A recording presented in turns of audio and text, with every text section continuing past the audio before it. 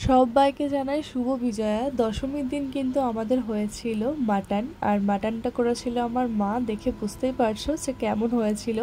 তো যাই হোক, এরপরে আমি কিন্তু লুচি দিয়ে একটু মাটনটা টেস্ট করেছিলাম আর ভাত দিয়ে খেয়েছিলাম।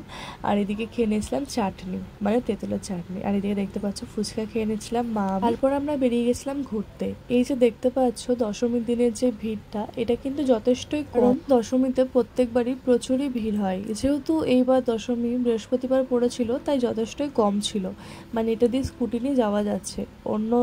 অন্যবার যদি হতো, যদি বৃহস্পতিবারটা না পড়তো, তাহলে কিন্তু এটা দিয়ে কখনোই স্কুটি নিয়ে ভেবে ঘোরা যেত না। যাই হোক, ভিড় হয়েছিল, কিন্তু আমি ভেবেছিলাম হয়তো শুক্রবার বেশি হবে, বাট না, অনেকেই দেখছি যে বৃহস্পতিবারে ডুবিয়ে দিয়েছে। বৃহস্পতিবার এদিকে ডোবাতে হয় না ঠাকুর। তো যাই হোক, এরপর আমরা চলে এসেছিলাম বিহারি লস্যি খেতে।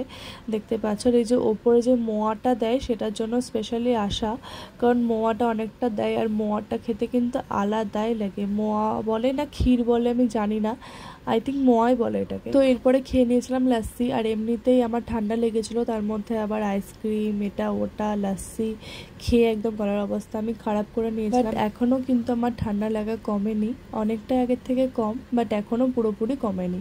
তো যাই হোক, এরপরে চলে এসেছিলাম কলেজ ঘাটে। আর কলেজ ঘাটে দেখতে পাচ্ছ কত ভিড়। এরপরে আমরা চলে গেছিলাম একটা ফাস্টফুডের দোকানে। এখানে গিয়ে আমরা কিছু খাবার পার্সেল করে নিয়ে তারপর আমার ইচ্ছে হয়েছিল একটা গ্যাস বেলুন নেওয়ার, কারণ আমার আকাশে খুব ওড়াতে ইচ্ছে করছিল তাই। আর ছোটোবেলায় যখন আমরা গ্যাস বেলুন কিনতাম তখন কিন্তু আমরা উড়ে গেলে খুব কাঁদতাম, হাত থেকে কোনো রকমভাবে পালিয়ে যেত আর খুবই কাঁদতাম যে চলে গেল। তো এখন ইচ্ছে করছিল যে নিজের থেকেই গ্যাস বেলুনটা উড়িয়ে দিতে।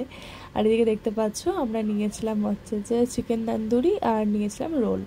তো এরপর আমি গ্যাস বেলুনটাকে নিজের ইচ্ছায় উড়িয়ে দিই, কারণ আমার ভীষণ ইচ্ছে করছিল। আর একটা দেবের ডায়লগ মনে পড়ে যাচ্ছিলো, রোমিও বইটার ডায়লগ। আমি দেখতে পাবে, আমি এটা পোস্টও করেছি ভিডিওটা, কারণ আমার দেবের ওই রোমিও বইটা খুব ভালো লাগে। দেবের এমনিতেই বই ভালো লাগে, তার জন্য না।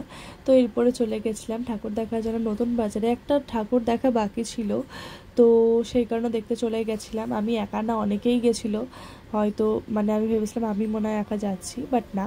তো এই প্যান্ডেলটা দেখা হয়নি তাই দেখতে চলে গেছিলাম। আর ভেতরে যখন ঠাকুরটা দেখলাম, জাস্ট মানে কি বলবো, দেখো মানে তোমরা তো এভাবে বুঝতে পারছো না, আমি কিন্তু যখন কাছ থেকে দেখেছি। আর এইদিকে দেখো একদম অন্যরকম নীল, আর খুবই ভালো লাগছিলো। প্যান্ডেলটার থেকেও ঠাকুরটা কিন্তু একদম অন্যরকম করেছিল, খুবই ভালো লাগছিলো। তো যাই হোক, এটা একদমই মানে কাছাকাছি ছিল নতুন বাজারে, কিন্তু দেখাই হয়নি আসলে। অন্যদিকে এত ঘুরেছি, মানে মানে কি বলবো, কাছাকাছি ছাড়া চারিদিকে এত ঘুরেছি যে কাছাকাছি ঠাকুরগুলো দেখা হয়নি। আর সব ঠাকুর তো কমপ্লিট করা সম্ভব না, মানে এতটা পরিমাণে ঠাকুর হয়, কোনটা ছেড়ে কোনটা দেখবো। কিন্তু প্রচুরই ঠাকুর দেখেছি এইবার, মানে আগের তুলনায়, মানে আগের বারের তুলনায় এইবার কিন্তু প্রচুর ঠাকুর দেখেছি।